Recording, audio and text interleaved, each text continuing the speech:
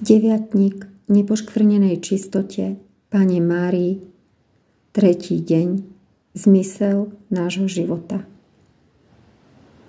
Údajné zjavenia Panny Márie nepoškvrnenej čistoty v Litmanovej boli údajné zjavenia presvätej Bohorodičky Panny Márie, ktoré sa podľa pútnikov diali od 5. augusta 1990 do 6. augusta 1995 na hore Zvír pri obci Litmanová 2 dievčatám, Ivete Korčákovej a Kataríne Češelkovej. Úcta k nepoškvrnenej čistote je medzi veriacimi živá dodnes. Jej posolstvá sú odkazmi aj pre dnešok.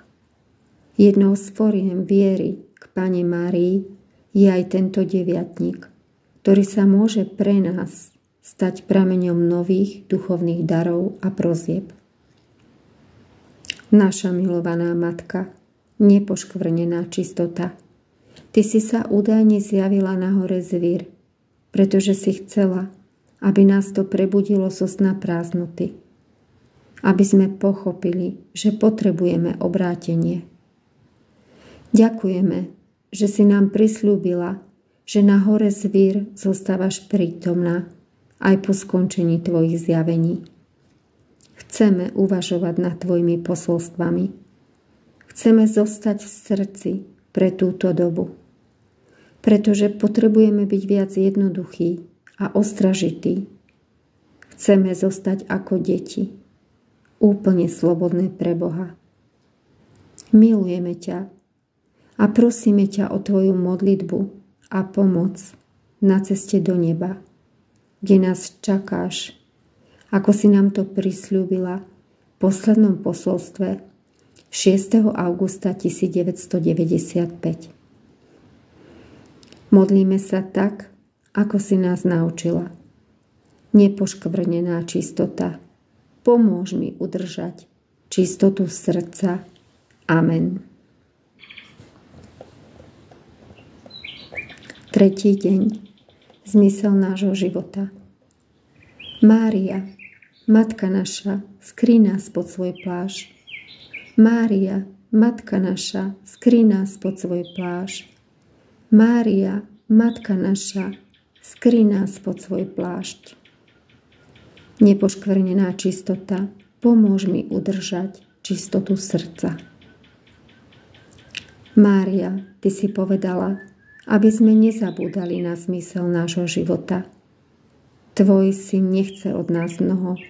On od nás požaduje len toľko, koľko mu človek môže dať.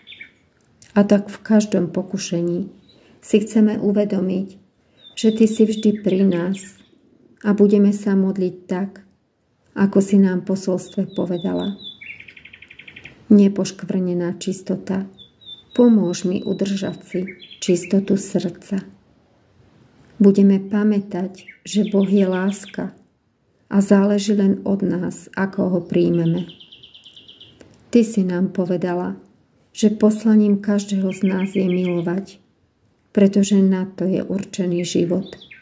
A len láska dokáže dať plnosť nášmu životu.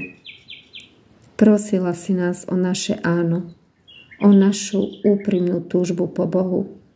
A my ti chceme povedať aj dnes naše áno. Každodenná prosba ako v prvý deň. Nepoškvrnená čistota, Panna Mária, prichádzam tebe s najväčšou dôverou. Pre svoje hriechy som sa vzdialila od nebeského Otca, pretože sa mi zakalil zrak, ohluchli moje uši, zatemnila sa mi myseľ a moje srdce prestalo s láskou cítiť. Moja duša je vystavená v tejto mojej tme mnohým nebezpečenstvám. Preto s úprimnou ľútosťou padám k tvojim nohám a prosím ťa o pomoc. Očist moje oči, aby som videla. Očist moje uši, aby som správne počula. Očist moje srdce, aby som s láskou svojho Boha, samú seba a všetkých ľudí milovala. Očisť celú moju dušu i telo a posilni môjho ducha a vypros mi u Ježiša milosť, aby som na ceste do neba vytrvala a svoju dušu pred hriechom ochránila.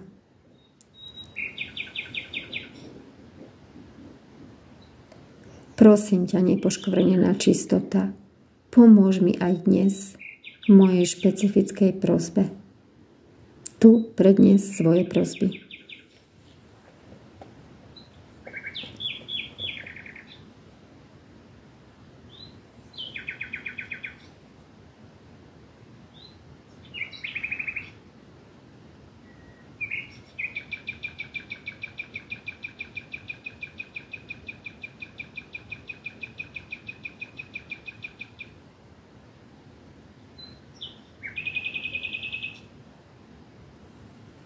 Ďakujem ti, Mária, že si ma vypočula a moje prosby Bohu predniesla. No ak je Božia vôľa, aby som i naďalej zotrvala v tomto kríži a zármutku, vypros mi vytrvalosť a trpezlivosť, aby som mohla všetko trpezlivo znášať na väčšiu Božiu česť a slávu a na spásu mojej duše. Zjednotení s tvojimi bolestiami a veľkými bolestiami tvojho syna prostredníctvom tvojich nepoškvrnených a čistých rúk obetujem mu všetko, čo od tejto chvíle až do skončenia svojho kríža budem znášať a trpieť, aby mi to slúžilo na odpustenie hriechov a na spásu mojej duše. Amen.